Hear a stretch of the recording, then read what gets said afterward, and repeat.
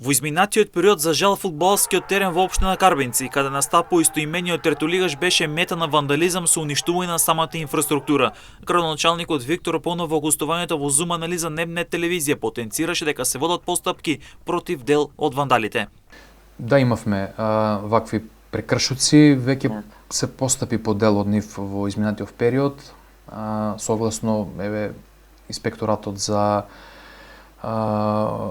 како се вика комуналниот инспекторат, постапи на терен се најдоа одредени прекршувачи или вандали на ваквите содржини, така да постапуваат. По истото очекувам пред се да не се повторува било каков вандализам, но за жал го имаме во континуитет.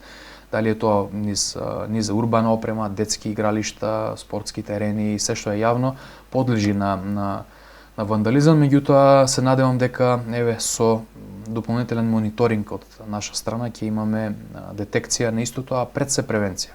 Во неколку наврати фудбалскиот терен беше мета на вандали, што е за осудување, а веќе се водат постапки со цел санкционирање на истите. Инаку, новиот фудбалски терен домашни надпревари ги игра третолигаш од Карбинци, како што претходно истана градоначалникот, овој терен исполнува услови за одигрување на надпревари под рефлектори и како што рече Земнет телевизија се надева дека во пролетниот дел Карбинци ќе одигра некој надпревар од трета лига Исток под рефлектори.